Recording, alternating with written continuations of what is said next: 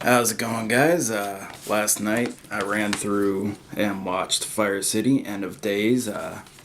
Doing a quick review first off before I do get into this. Prosthetics are amazing. I love practical effects, and that's honestly the whole reason I bought this. And I found out it's actually made by some of the people who worked on Alien 3, The Thing, X Files. They have a lot of credit to what they've done, and there's a lot of love put into it. The story was honestly mediocre. The twist ending wasn't really surprising, but it also wasn't really bad. It made sense with what the story was going for, and visual effects were really good. There was one demon in this thing that just looked awful, and you could tell the lips moving were CG. Beyond that, everything looked really good. One thing to state: Vine, the main character, is nowhere near as red in the movie as he is on this cover. I think that's just a Photoshop issue. But visual effects for it, very satisfying. There was, like I said, the demon with the mouth moving that made me cringe a little bit. But the movie was not boring. It kept me interested. It kept me watching. It is not really an action movie like the cover would lead you to believe, so that is a little It is more of a drama than anything, and the story is basically about demons that live in an apartment building. And in this movie, the demons feed on suffering. Well, they wake up one day and no one in the building is suffering anymore. The couple that was fighting each other, getting violent, aren't violent anymore.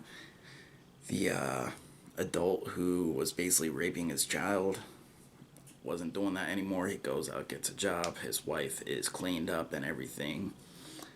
There's just a bunch of stuff like this going on. Those are the two main focuses in the movie, human wise.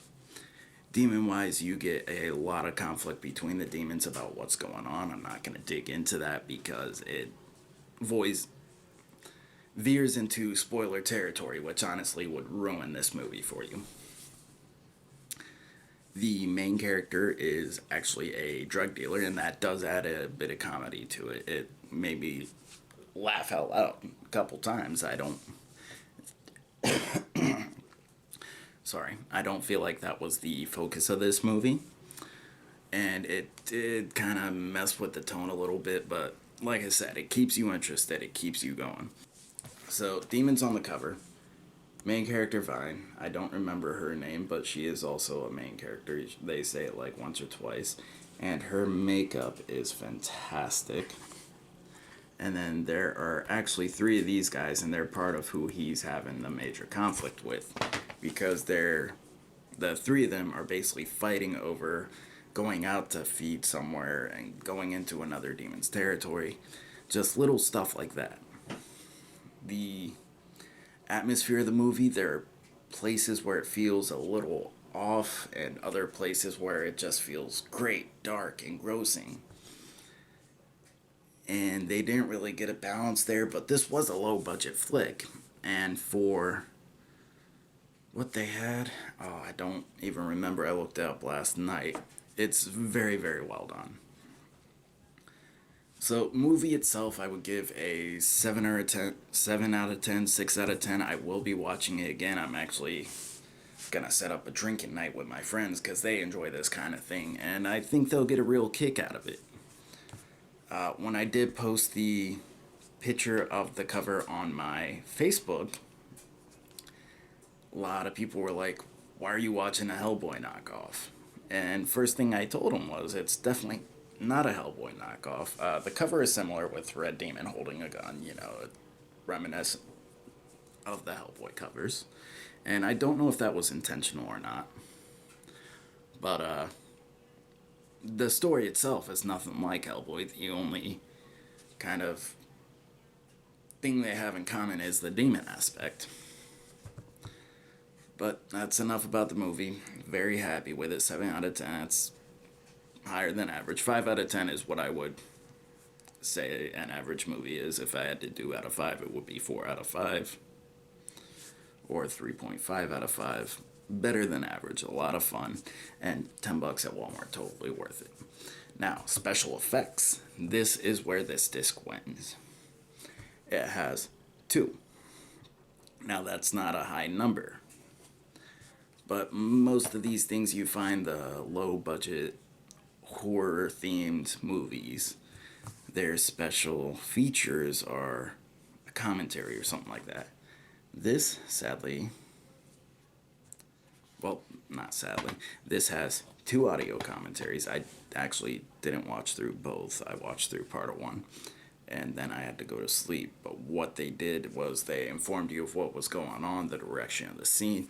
They really dig into it, and that is great for a commentary. It's not just people talking while they're watching the movie. They're actually talking about the movie. And I've come across a couple movies where they're just talking, and stuff had to be cut out of the commentary because the studio didn't want it in there. There is a behind the scenes featurette which is all about the prosthetics, and I watched it 2 or 3 times. This is a 17-minute long featurette all about sculpting and putting the prosthetics on, the actors going through the process to make it. You actually see them make the mold of the lead actor.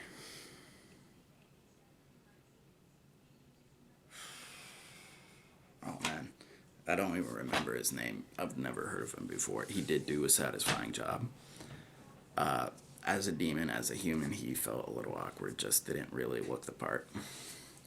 And then there is a gag reel, which is good for a couple laughs. It's about 5 minutes long. That is more of the generic setup for a gag reel. Overall, totally worth it. I do suggest going out, picking it up, watching it, having a good time, especially if you enjoy this kind of thing. If you're a little on edge, I first heard about this through Redbox, and they do have it in there. Have a wonderful day. Bye!